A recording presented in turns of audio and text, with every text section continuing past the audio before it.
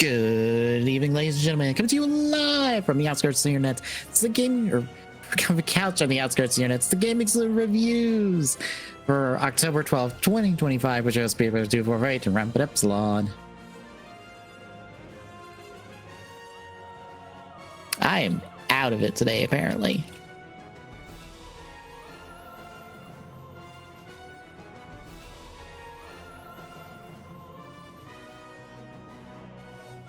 So we have more Gaim this week.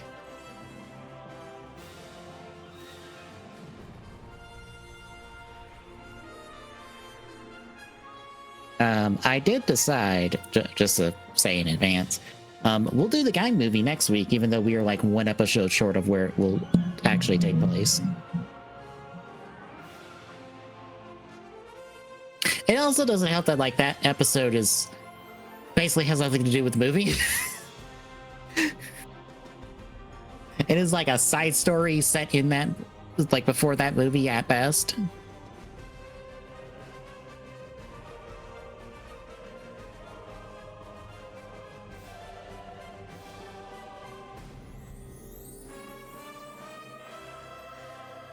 I'm pretty sure that that episode is like basically filler.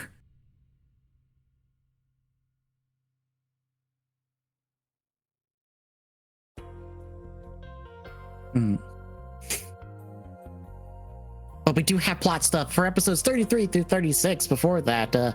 Any thoughts going in?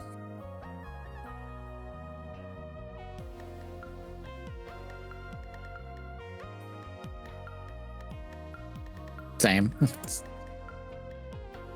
That we have a good new writer as well. It's like, yay.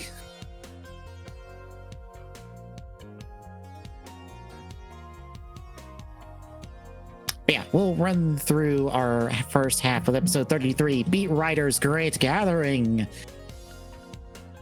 So we opened with Kota trying to find his sister because the Zawabi City has attempted to evacuate, but so find out not everyone got off before shit hit the fan, basically. Yeah.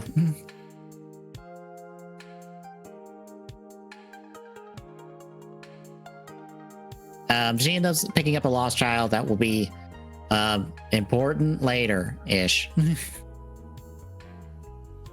Meanwhile, Sengoku shows back up in person for its first time in a while, basically to tell Yggdrasil's investors, y'all taking the fall for all my problems? I'm busy, bye. They're also international backers, because they're all speaking different languages. Because one's American, one's French. Is one Russian? Or is, I forget what the third one is. I think like either Korean or Chinese. Okay. I was like, I know one of you is American and one of you is French.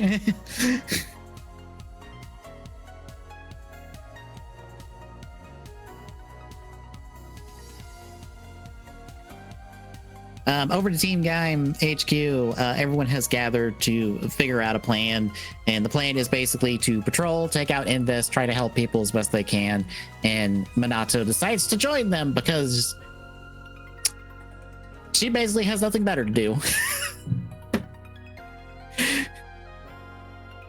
She's like, well, Sengoku stabbed me in the back and left me for dead. I guess I'm with y'all because I got nowhere else to be.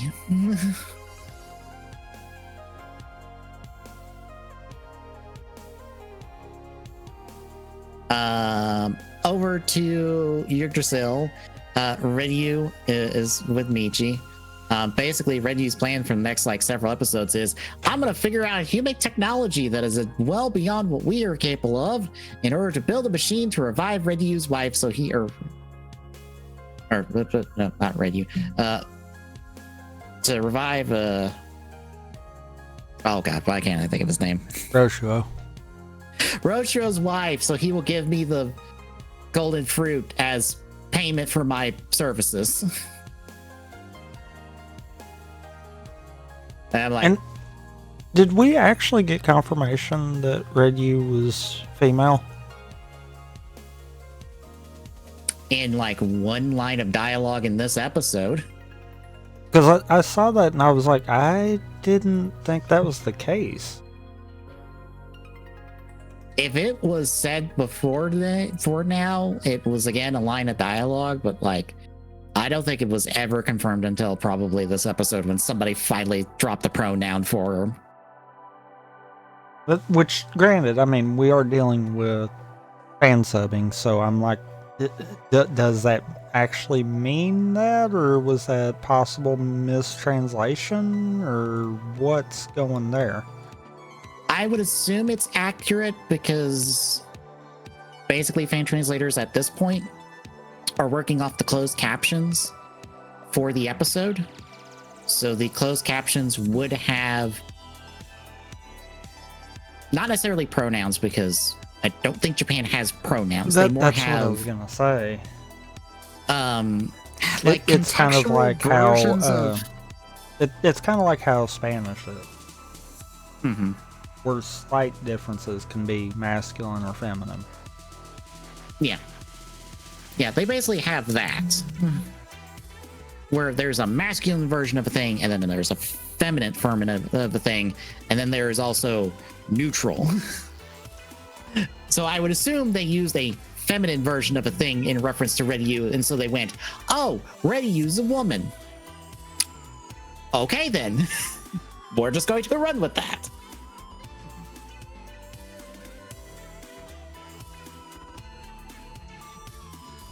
But yeah, that's what Redyu is going to spend the next like several episodes on. Why do I have a feeling that he's like, this will revive your wife for 5 seconds. Or this won't work at all. Like him doing all this is big Sengoku vibe from like a few episodes back, where he's like, look, this thing don't fucking work, but I'm gonna pretend it works because I'm supposed to look busy, so I'm gonna look busy. And I just look at Redyu and I'm like, this thing is going to work long enough for you to get given the fruit, and then she's gonna conk out dead again. But it's like, well, too late. I got the fruit. Stab.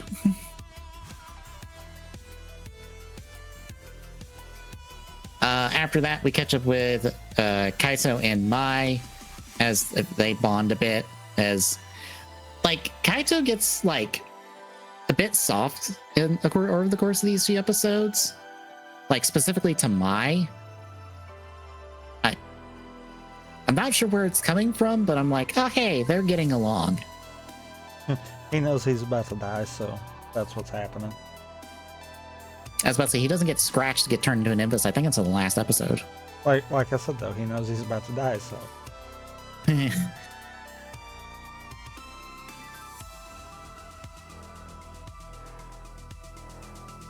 Koza comes back from patrol, and him and Mai go to Droopers.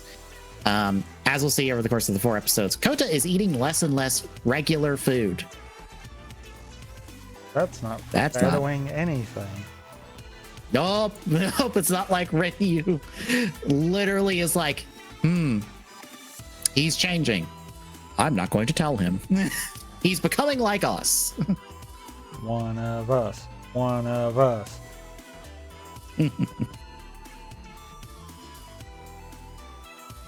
But yeah, he's just like, yeah, I'm not really hungry, and the food seems a bit bland. And Bando's like, what the fuck are you talking about? I put like some hot ass hot sauce in yours like you want. Are you nuts?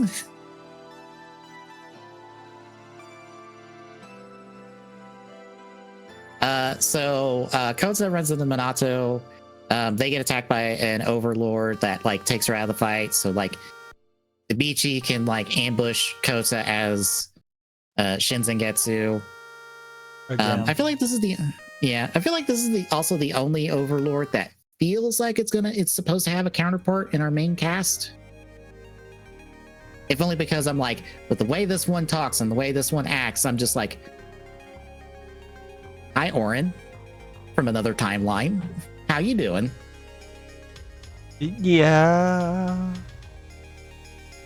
because the next one after this, I'm like, you are no one, because you are incredibly bland.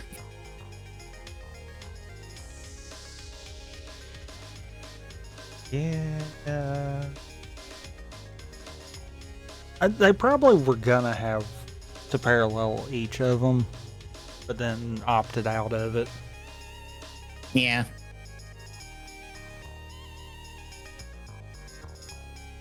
But yeah, so Kota's fighting the two of them until randomly Orange shows up and is like, that guy's a fake. I know who my crush acts like, and that's not him. And Michi's like, you're fucking kidding me.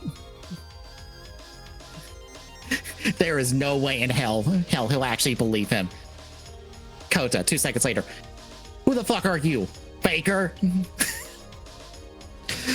Oh my god. So Kota ends up taking out the Overlord, which Michi uses as a shield. He didn't even really need to use him as a shield, honestly. Kota was just shooting at the Overlord.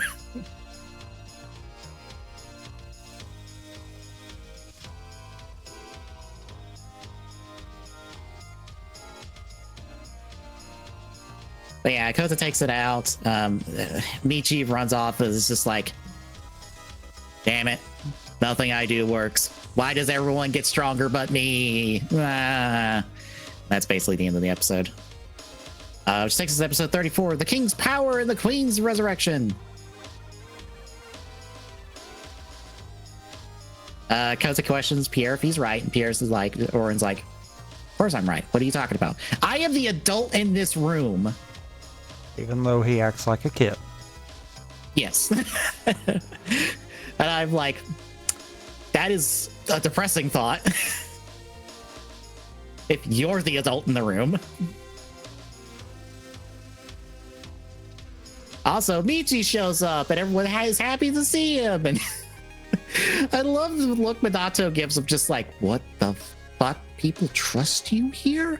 And Kaito just shares a look with her, is like, see what I deal with? I'm pretty sure. Just you see the stupid. This is the stupid. And I'm pretty sure after this, Kaito talks to Minato. So Minato's like, you're not gonna fucking out him? And he's like, they will not believe me, and they damn sure won't believe you. So fuck it. Who cares? Let it ride. He's not gonna win anyway.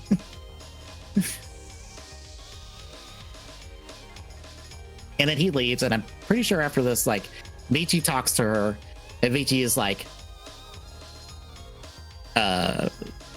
talks about how he's like, do you not want the fruit? And she's like, no, I just want to be second fiddle to whoever has the fruit.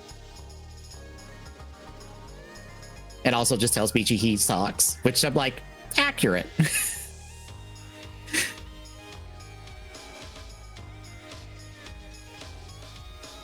Granted, I wish Minato just said more, like,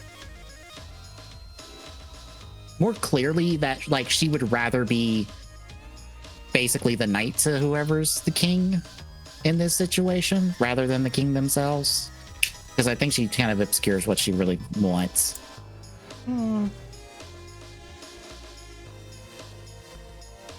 Yes and no. Yeah.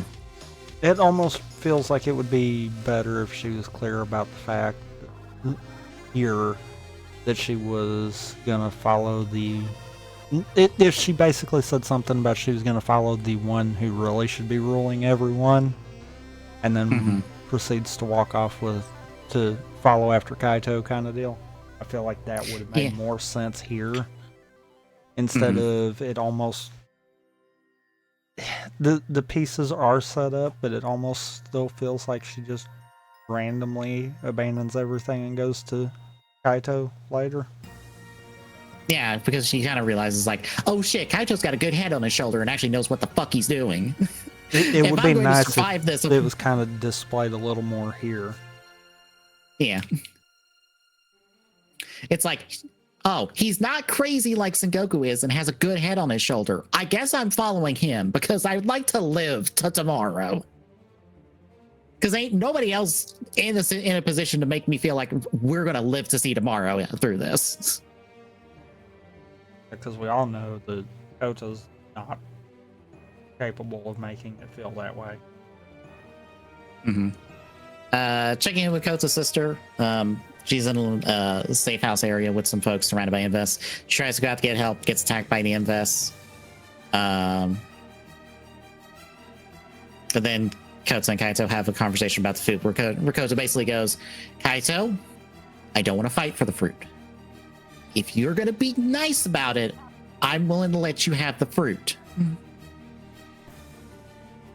And Kaito's like, how dare you let me just have it? I demand the fight for it. Fight me for it, damn it. I want to punch you. Let me punch you. I don't want a peaceful agreement. I demand fighting, because that is all I know.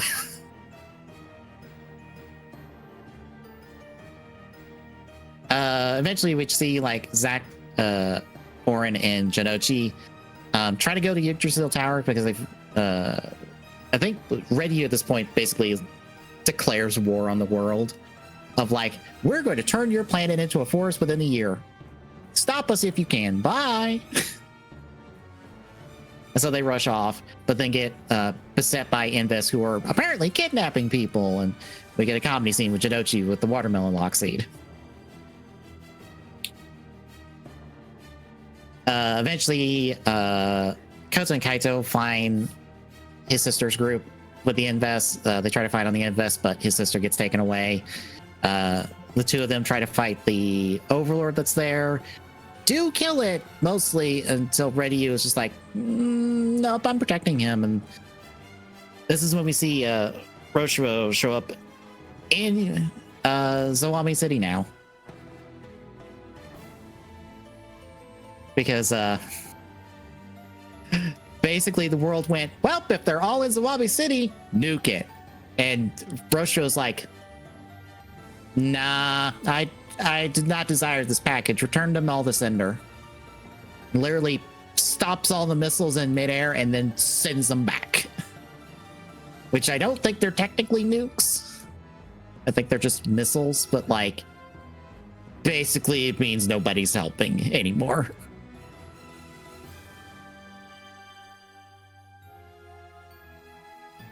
Michi, who sees this, basically just snaps and just goes, well, we can't beat them anymore. I guess I'm on their side. And that is the end of this first half. So how do you like our front end? The trader needs to get tradered. Just saying. I read the further part of my the last episode of this batch for my reviews, and I was like, well, I turned out wrong on that prediction. We'll get. Basically, I was like, well, Michi murdered a man. That means he's dying. Like, nope, he's dying now. He took a life. That. Nope, he gets to be the last one standing and live with his sins, which that might be worse for him, because now he has to live with all that guilt. Assuming he feels anything.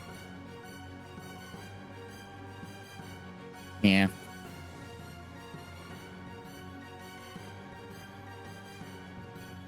I'm realizing that, like, maybe people were right. They did not do enough work to really redeem Michi.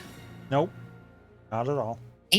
Even with Full Throttle in context, I'm like, there is not enough work to redeem him from how far they pushed him. They might have pushed him too far.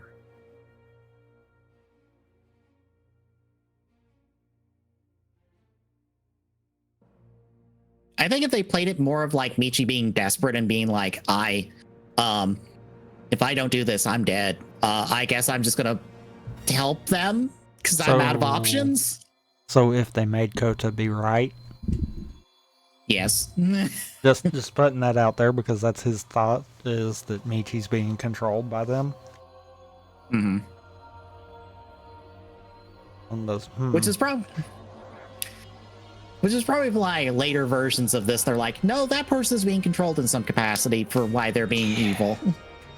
And also why they don't go as far as Michi does.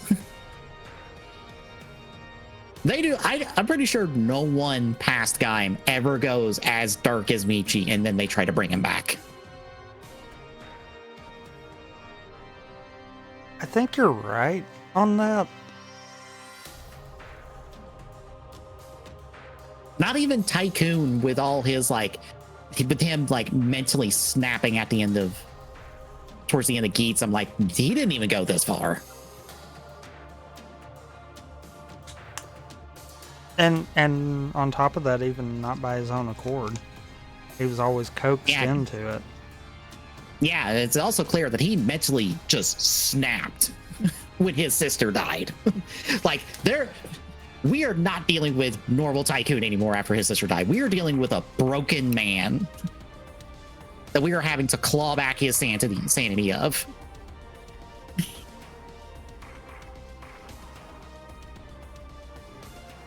But yeah. Any other thoughts before we hit the back end? No. All right, episode 35, Michi's arc. We pick up with Roshiro after he did all this with Takatora standing next to him. Is like, well, I'm gonna let you do his plan, and I'll give him the fruit if he actually pulls it off. You're free to do whatever you want now. Bye. It just walks off. Takatora just looks over the city. He's like, fuck. I also love that served as a double point of, yeah, you guys are screwed. I could wipe you out. I can let my underling wipe you out. Either way, you're done. I healed you and kept you around as a courtesy. You can officially fuck off now. I'm busy. I don't care what you do.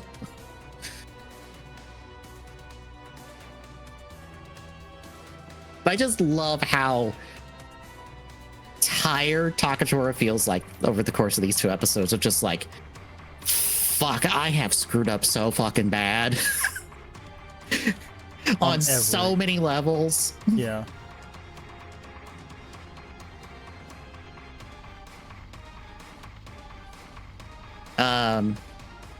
We do see that Rat and Rika of Team Gaim have also been kidnapped amongst all the other people alongside Kota's sister.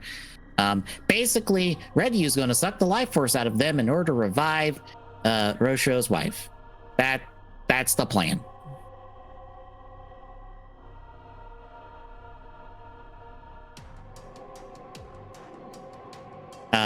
We also hear from like all the different news networks of, yeah, shit's fucked because all our missiles got returned back to us. It didn't go well.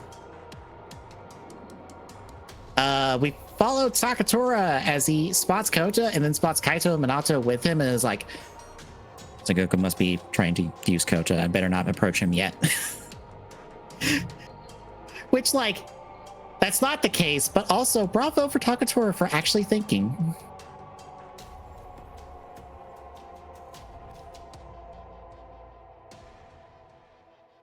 Because, like, the last time he saw Minato, she helped Sengoku toss his ass off a cliff.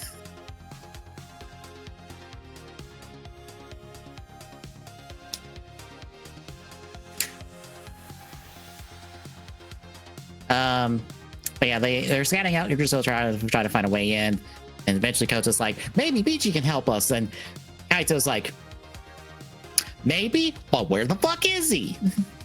Isn't that strange, Kota? That Michi is just conveniently gone for extended periods of time and not helping us? Maybe he's not on our side, dumbass. To which he's like, oh, no, he's totally on our side. You can just feel how just done Kaito is in this scene of just like, would you stop trusting this man I can finally murk him? I love the look that when Kota still goes to defend him, that Minato and Kaito just give to each other like, dear God, he is that freaking retarded. This is the man who's going to probably try to save us all. This is we cannot let this man have the golden fruit. We will not survive.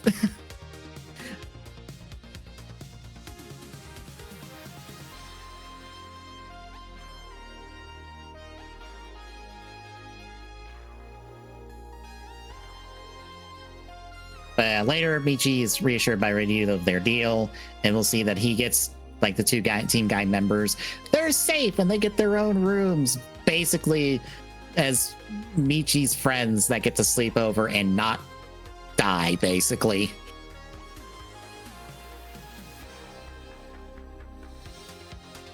He also tries to bring in Mai, and Mai's like, no, that sounds terrible. What are you doing? Why are we doing this?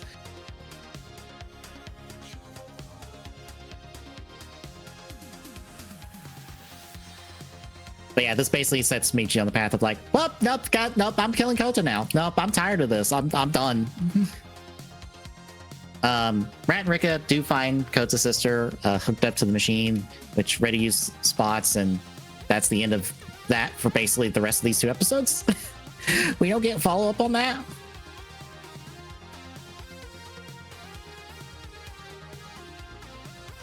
But we end up ending the episode with Michi confronting Kota and basically going, you are a fucking plague on all these people that we know. You are the reason that they will not follow me at all and do the right thing. So I'm gonna fucking kill you, Kota. It reveals himself as the Shinsengetsu he's been dealing with this entire last few episodes. And Kota's like, but Michi, why?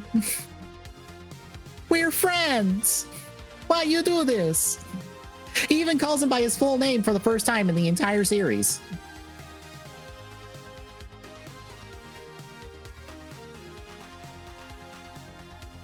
Like, consider that. Because Takatora only calls him by his full name. Kota has only ever called him by that nickname. And this is the first time he's ever called him by his full name. Like, that should have been, like, the breaking point of, like, that is when Kota's like, oh, well, I guess we're on different sides now. I guess you're not my friend anymore. Which takes us to our final episode, 36, Brothers N Zangetsu versus Zangetsu Shin. Kota doesn't really try to fight off Michi. He just kind of, like, takes a beating the entire time until Traktor steps in and is like, Michi, the fuck? I told you to help Kota. Why are you beating the shit out of him? And then Ryu shows up, slashes Kaito, gives him basically the infection for what he'll have for the rest of the episode. That he won't be immediately turned by somehow. And the one that he'll have for like the next few episodes also. Mm-hmm. Until he decides to give in. Mm-hmm. But then Ryu shows up or Ryu takes Michi and they fuck off. Kota tells everyone else and they're like not happy about this. And Kaito's like, I tried to fucking tell you so many goddamn times and you would not fucking listen. See? What now? What are you gonna do now? He's literally on the side of the people that are trying to fucking kill us all. What are you gonna do? Still try to see if he's being manipulated. Because that's just how stupid Kota can be sometimes. Mm-hmm. And then Minato and Takatora talk, and Takatora's like, I don't hate you, even though you did help Sengoku toss my ass off the cliff. What's done's done. We've got bigger problems. I love how much Takatora's like, look, you're not Sengoku, and I kind of hate Sengoku, but you were never the problem, and it's fine. Because I think if Sengoku tried to approach him as like, do you want to work together? Takatora would be like, nope, and immediately try to kill him. Because I think Takatora even realizes like, yeah, no, the problem here is problem with Sengoku then the whole time, and probably said, yes.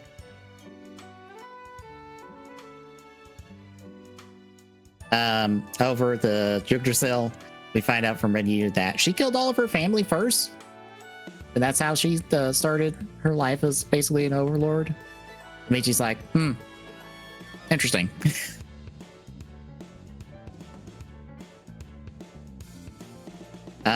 Mai and Kaito get to talk, and Mai basically goes of, I'm not willing to give up on Michi. I will try to fight to bring him back. because giving up on him now is a sign of weakness. And Kaito's like, all right, do what you need to do, I guess. And then for the second time ever, Kota and Takatora get to talk. And Takatora's like, I fucked up real bad. I thought I tried to raise Michi right, but I fucked up. Seems like your sister did get to raise you right, because we find out that basically Takatora raised Michi because their parents were overseas all the time. And Takatora feels responsible for how Michi has turned out. And as we see later, he gets his old Sengoku driver and Lockseed and sends Michi an email going, show up here, we're going to settle things. And then they basically get to do that. And while that's happening, Ryu cuts off Kota, and Ryu's like, I like seeing these brothers fight. And Kota's like, fuck you! I am done with you! And literally tries to mop the floor with Ryu, and actually does pretty well in Kiwami. I am pretty sure Ryu would have died here if Ryu was just like, or if Kota had like other priority, didn't have other priorities.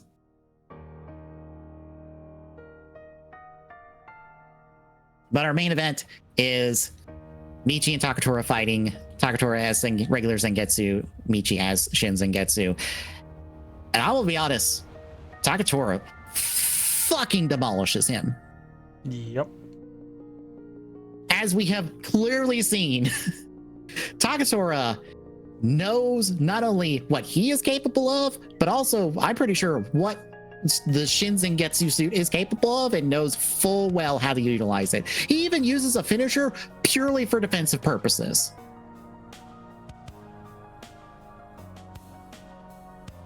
But yeah, he schools Michi and almost kills him until he gets a ill-timed flashback of them as kids.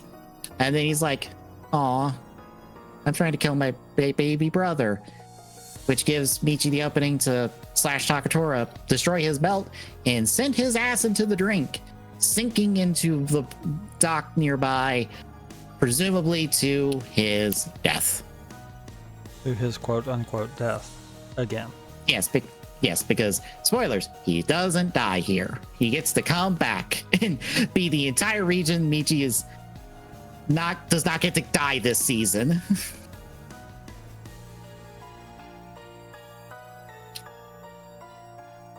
But yeah, and also Kota, we technically ended the episode with Kota being like, I hope I'm not too late, as, well, Takatora's dead, and Michi's like, I've murdered my brother. Oh well. So how we feel about the back end? Oh boy.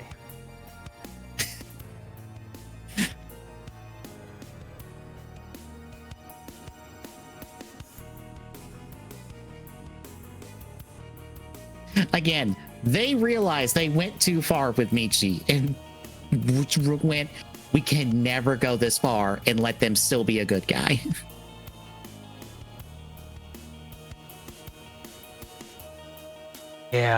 Yeah. Oh, but they did kind of walk back the whole Michi killed someone. True. They never did walk back the Michi big and then attempted mass genocide that Ryu was doing, but at least with that you can go, what the fuck was he supposed to do?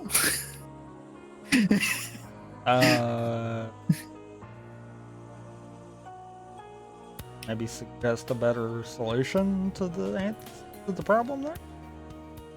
Yeah. I feel like the real solution would have been Michi going, look, I have my own plans, but these guys are fucking crazy. I'm not on board with this. I need your guys' help. And for everyone to be like, we sure we can trust you? Because you've kind of been backstabbing us this entire time. Because I think it would be to like let him not be as far, have him try to help the team, but Ryu end up revealing, hey, by the way, how's it feel to be betraying your friends? And then reveal how he betrayed them this entire time. And so now Michi's like, wait, no, I am not betraying you now. I did, before, but not now. Promise. Like Michi has to fight to prove himself.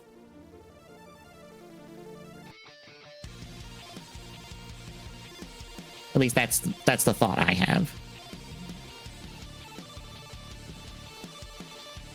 Yeah. But yeah, I guess any other thoughts? No. All right, then.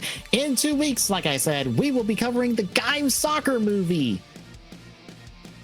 If you're wondering why it was a soccer movie, look at the year it released. And also listen to the main theme of the song, or the main theme of the movie. And look up where the World Cup was. Because I swear, the entire reason the Gaim movie is soccer themed is because they really wanted to promote the World Cup. And it was in, I think it was in South America, because the main theme for the movie sounds incredibly, like, has like South American vibes to it because of the instrumentation and stuff. Like, I don't know what possessed them, but like somebody on the writing team was really into the World Cup and wanted the movie to represent that. But we'll look at that, and then in 2 weeks after that, we will be back with the show with technically the episode before the movie, and then the 3 episodes after that. Since the rest of our movie material will be like once we're done with the show.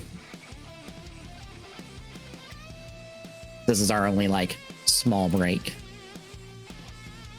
But between now and then, Thursday, we're going to continue Path of Radiance Retro Chivos.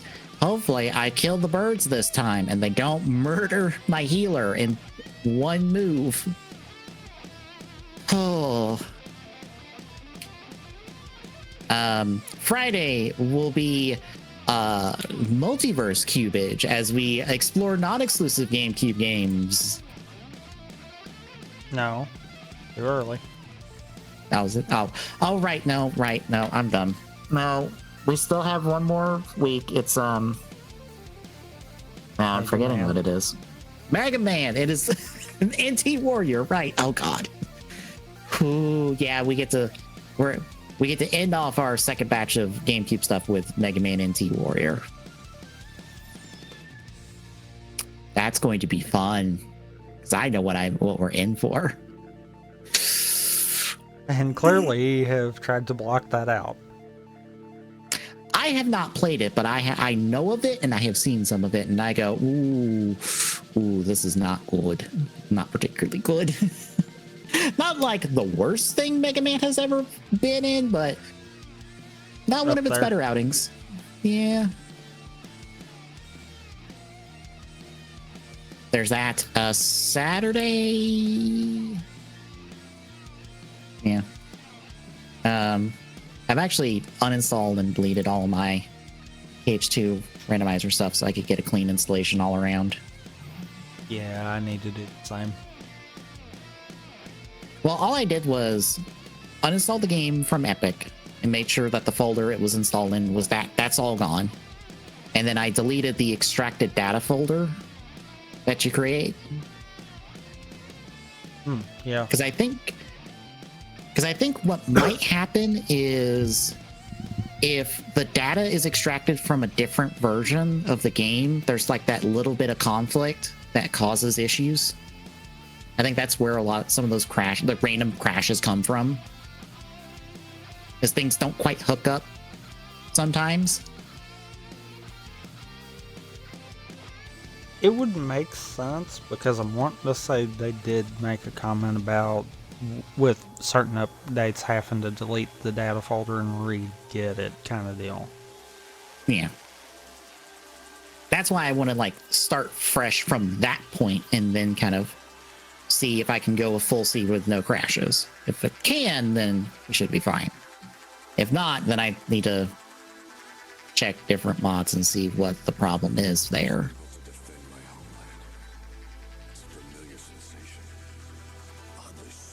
But yeah, we will have something Saturday. And then next Sunday, will be TGS.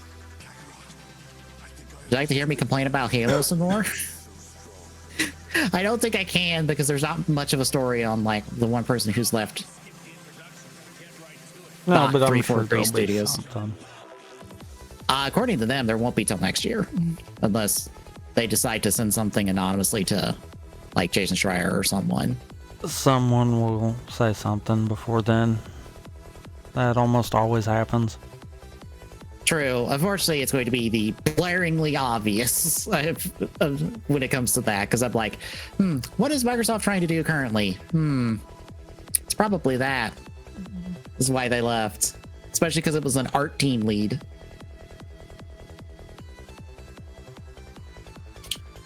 Well, like I said, in 2 weeks, we'll cover the Gaim movie. So if you like what you're seeing, folks, drop a follow. Really appreciate it. Exclamation point, YouTube and chat. Get to the YouTube archive for this and all our other streams. More 2021 co-op goes out this next week because there's about a week and change left of that. That should tell you how much I have to schedule tomorrow. Oof. At NIM. Yeah. I've decided that, unfortunately, from like 2021 back, there's not going to be an exact date anymore. It's more going to be of that week that I highlighted it. So it's going to be an approximate. That's why there's a tilde on the titles of some of the weekly co-ops at the moment, because I could pull out the hard drive I have that has those specific dates, but it's a lot more work when I could just be like, it was the week of this. And then that is all that needs to be said.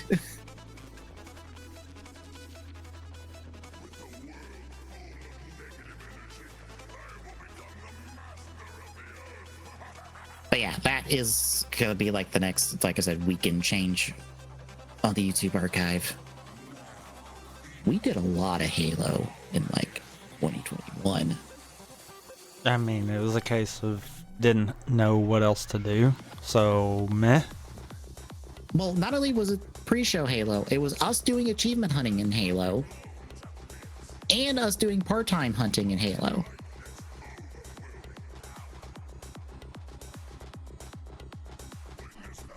That was all 2021. I forgot about that also. Yeah. That, like the first, I believe, 3 to 4 months of 2021 is us doing a mix of part-time and achievement hunting on Master Chief Collection. First 3 to 4 months is us doing that before we transition to other stuff.